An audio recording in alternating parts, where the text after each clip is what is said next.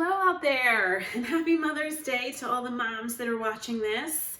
I'm sure it is after Mother's Day when you're tuning in, but it's still Mother's Day right now while I'm recording it, so happy Mother's Day to all of the fabulous mothers that are watching these videos. We deserve to be celebrated for much longer than one day, so happy Mother's Day no matter what day you're watching this. This is week 5 of my speech talks. Kind of hard to believe that we're in week 5 and week 5 plus of this quarantine. It's crazy, but I do hope that these weekly talks are giving you something helpful to look forward to on Monday mornings. That is my goal, to be helpful to as many of you as possible in this very confusing time. So I wanted to talk to you a little bit about prompting today.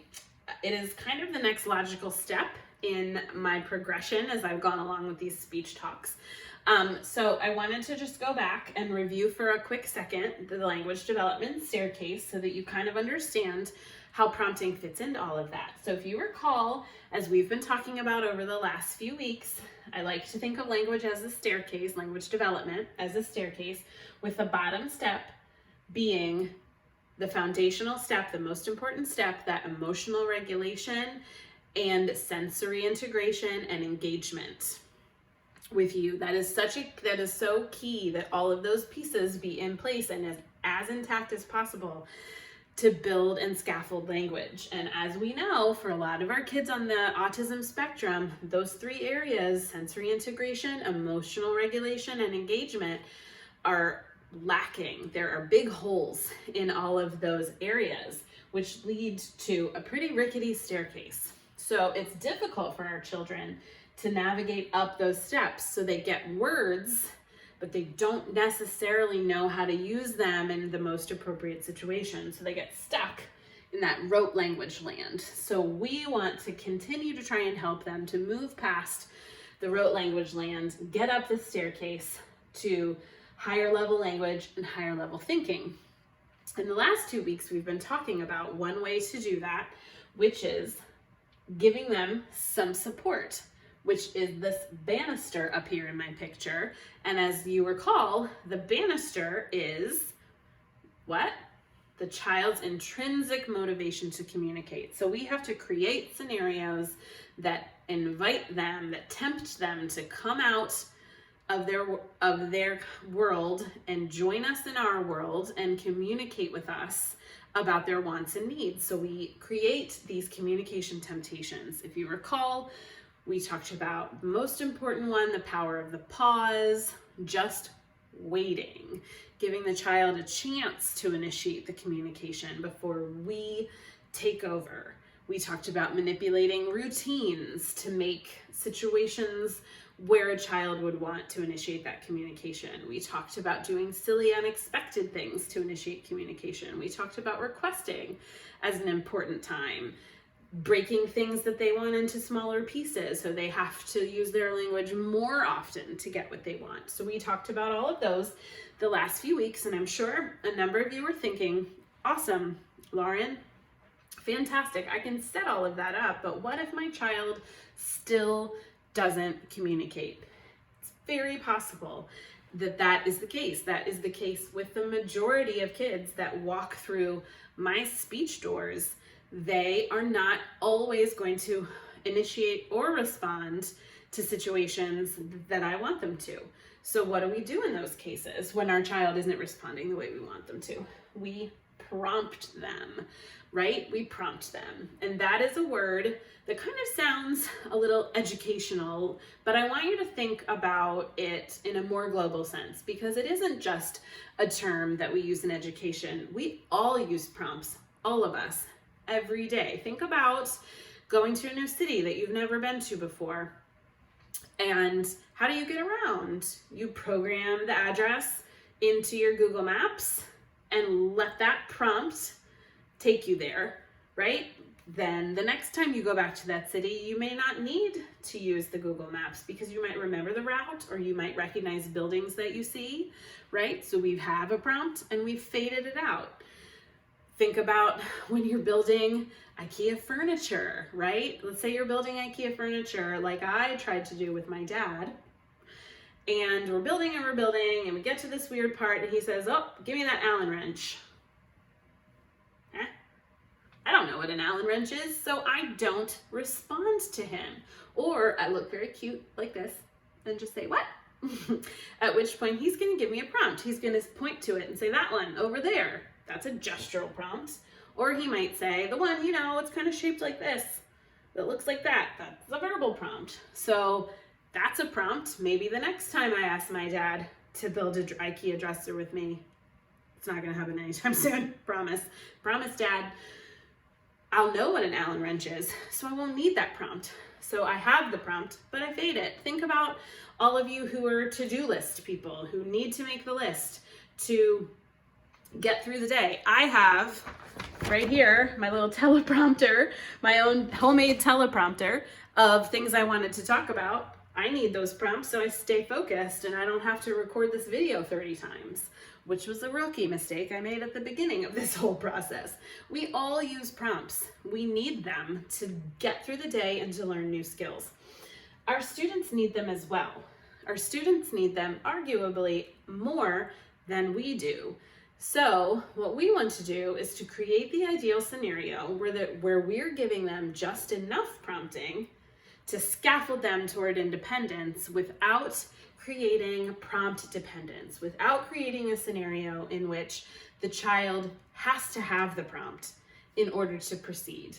That can become really problematic, and that's why it's very important that we learn what I'm about to tell you about the prompting hierarchy, so that we learn how to fade those prompts out so that our child doesn't become too prompt dependent. Now listen, I get it. It is easy to prompt a kid, to show them what to do, to model it so that we know that they get it right and we don't have to worry about it. It is really hard to build our kids toward independence, to build up the trust enough to let them be a little bit more independent. You want to keep those training wheels on the bike so that they don't fall, right? You want to help them and you want them to be successful.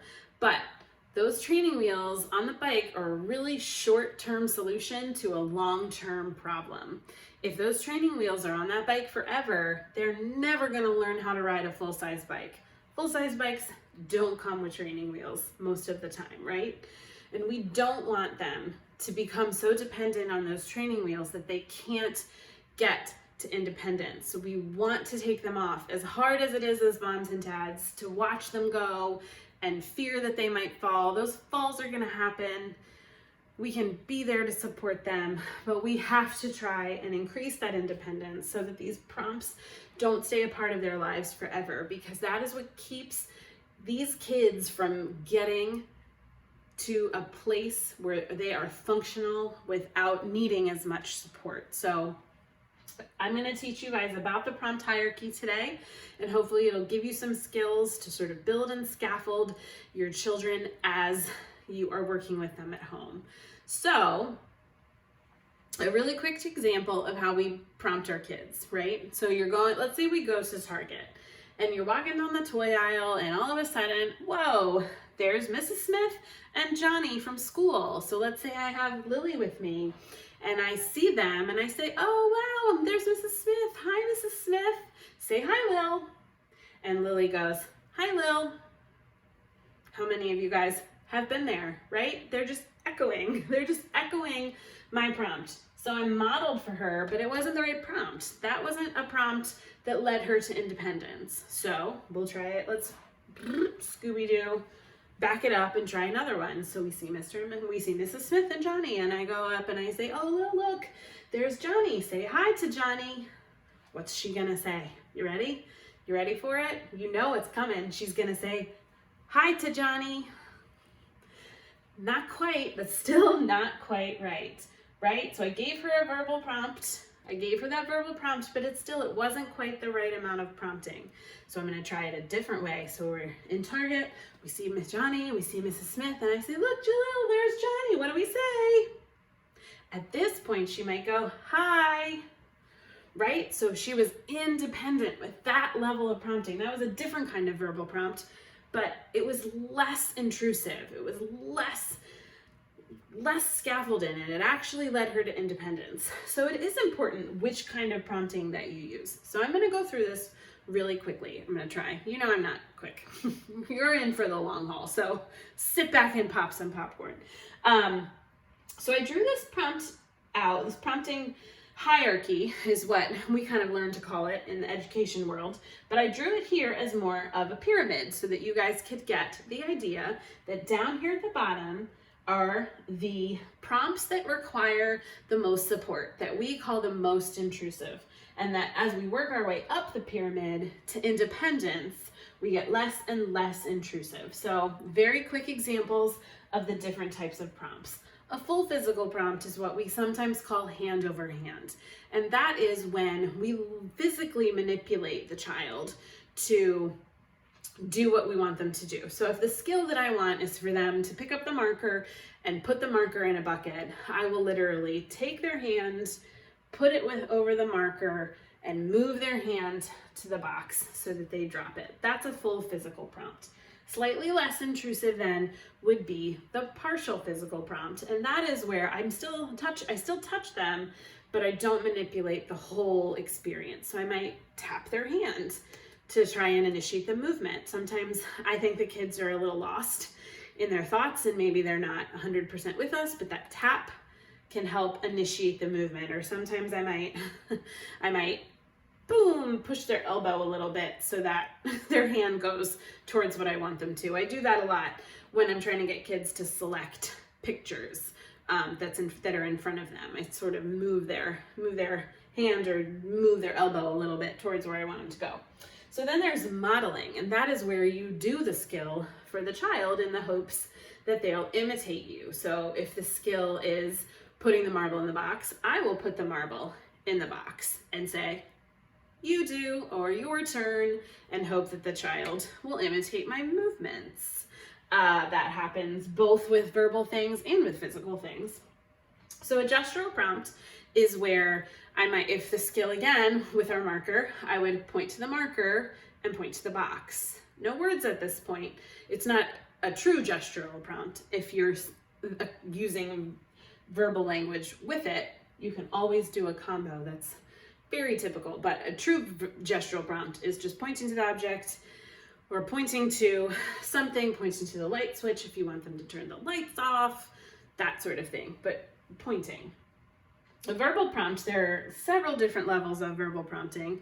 It's not a model, so you're not giving them every word, but you might give them a sentence starter, like say, I want, to prompt their sentence. If they wanted to request, you might, if you're trying to get a correct answer out of the student, you might describe something. So if you're trying to get them to say the word marker, you would say, it's the thing that we use to write or to draw with. It comes in lots of colors and in lots of ink, and mommy doesn't let you use it on certain things. We give them clues, or you can give them the sound. Like, look, here it is. It starts with That's a type of verbal prompt as well. And then there's the visual prompt. So visual prompts can also take many forms.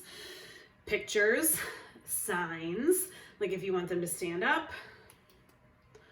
That's not stand up, sorry. Stand, whoa. Stand, you could use a manual sign like that. You can show pictures. I know our teachers at Millersville have lanyards that they wear with lots of pictures of some of the behaviors we want, like quiet hands or quiet voice or calm feet. And if we see a child that's starting to engage in one of those undesired behaviors, we might show them the visual, a first then board that we provide a lot of our students, first work, then home. That's a visual prompt. The daily schedules that we make for our students so they know what's coming next, that is also a kind of visual prompt. And then of course you get all the way up here to independence. So the goal of the prompting hierarchy is to figure out where a child needs to be on this prompting hierarchy to respond to things correctly. And what's tricky about it and what's fun about it is not every skill is the same, not every child is the same, Not every situation is the same, and not every day is the same. So you really have to learn and become fluent in these different types of prompting so that you can be there to provide what your child needs at the moment. So it's tough. It's a tough situation to navigate sometimes. And you're probably wondering, well, great, Mrs. Jackson, but when do I use these and how? Well, like I said, it is hard to figure out. But one thing that I think is really important, if you remember all the way back to my first speech talk where I talked about the eggs in the basket theory. If you remember, when kids get overloaded with sensory stuff, all their eggs are in the sensory basket, they're not going to communicate. Or if they get overloaded with emotion and frustration, they're not going to communicate. So for me, the goal here, most of the time, is to find the prompting level that prevents them from getting into that state of regulation. So I want to provide them with the least intrusive prompts without leading to frustration, so that they're still with me and they're still engaged and they're still learning. Because once I've ticked them off, I've lost them. And I only have 30 minutes with them most of the time. A little different at home. You have more time to play with, but I don't. So I really do my best to try and keep them in a learning state. So I typically use this prompting hierarchy in two different ways. And I'm going to try and explain those two different ways. You may have heard them described this way before, as a most to least prompting hierarchy and a least to most prompting hierarchy. So this most to least, I'm going to talk about second, but this one is when we really use the concept of errorless learning. And I'm going to explain what that is in a little bit. But I first kind of wanted to explain how I use the least to most. So typically, when I meet your children for the first time, and I'm teaching them something new, even if I've known them for a little bit, if I'm trying something completely brand new and I don't know how they are going to do, I'm going to start with the least to most prompting hierarchy, because I want to figure out what they can do independently on their own. So I'm going to use an example of a preferred toy, because many of your children have a very preferred toy in my speech room. It's a marble race toy. It's 6 little circles and the marble twirls its way down. Every student I've had for 15 years loves this toy. It lives at Millersville. It was there before I came. So if I ever leave, I will have to buy another one, because that toy is prized among all of my possessions at school. But anyway, this toy is super motivating to a lot of kids. So usually that's my go-to when I meet a kid the first time. So I usually have the marbles in a bowl and the marble toy on my table, and I just put it there and I wait to see if they will independently play with it. 9 times out of 10, they will not. So then I move to the next level of prompting, where I give them a visual. So I kind of show them a picture of the marble toy, and to get them to maybe initiate communication like help, or get them to initiate some sort of desire to play with that toy. A lot of times that's not enough when I'm first meeting a kid. So then I might go to this verbal prompt and I'll say, put in. You have to put the marbles in the toy. They'll go down. So we put in. Sometimes that put in clue might be enough, sometimes not. So then I will do a gestural prompt, and I'll point to the bowl of marbles and I'll point to the top of the marble toy. So I'll kind of gesture to them what they need to do. Sometimes that works, sometimes doesn't. So then I'll go to the modeling prompt, where I will take a marble and I'll put it in the marble toy. A lot of times that works and they'll clue in. Sometimes I have to do a little partial physical, where I move their hand toward the marbles, or maybe I'll put the marbles over closer to their hand and see if that works. And then if it doesn't work, a lot of times I will take their hand, put it in the marbles, and put it in the toy. So that kind of prompting as a teacher gives me a lot of information about what the kid can do. So let's say they did respond when I modeled. Okay, cool. So now I know that modeling is the level of prompting that they need right now. So for the next 5 trials, I'll continue to model for them. and let them copy me. So now let's say after those 5, I might throw in a verbal and say, oh, so I don't do it, and I'll just say, you put in, right? Maybe that level of teaching they have learned, and now they can respond to this level of prompting. So maybe the next time they come into my classroom, I won't model at all, and I'll just say, oh, put in, and hopefully that'll work. And then I will fade that clue over time to hopefully just a visual, where I will hold up the picture of the marble toy and they'll know to put in, and then hopefully they'll just become independent with doing that. Now, I will continue to use the idea of communication temptations and keep those marbles to myself so that they can use their language to ask for them sometimes, because I still want to build in those communication temptations. I don't want them to just play with the toy without talking to me at all. But I've taught them the new skill using first the least to most to figure out what they know, and then the most to least to help build them towards independence. Now, errorless learning is a very effective teaching strategy, essentially where we don't let the child do it incorrectly. So we always give them the most prompting possible and work our way up until they're completely correct. So the second example, when I talked about fading back up the pyramid and fading out some of these lower clues, that's the most to least prompting. And that is also kind of that form of errorless learning. We don't want the kids to practice things incorrectly, because what's going to happen is they're going to habituate some of that incorrect practice. So even for my students that I see that just have speech problems, right? They can't say their R's, they can't say their TH sounds.